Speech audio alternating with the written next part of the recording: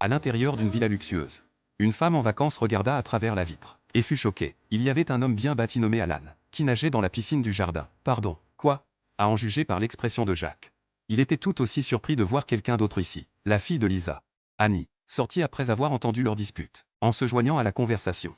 Jacques commença lentement à perdre du terrain dans cet échange verbal, pour comprendre ce qui se passait. Il prit le téléphone et appela le propriétaire de la villa. Lisa fit de même, quand elle remarqua que le propriétaire avait d'abord répondu à l'appel de Jacques.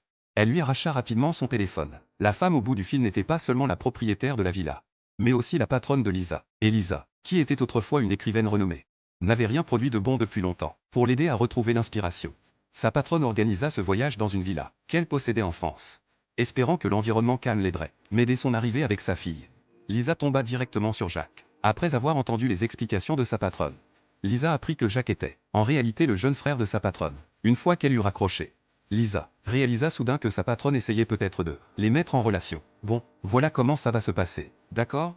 J'aime que les choses soient propres. Rien sur les plans de travail, surtout dans la cuisine. Sentant l'arrogance dans son ton, Lisa sentit une étincelle d'irritation monter en elle. Quand il eut fini d'énumérer ses règles, elle répliqua avec quelques conditions de son côté. J'aime écrire le matin et Abby fait la grasse matinée.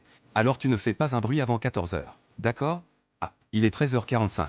Tu ne parles pas, tu n'écris pas, c'est une règle. Et ainsi, leur longue histoire d'amour guérisseuse et pleine d'étincelles commença.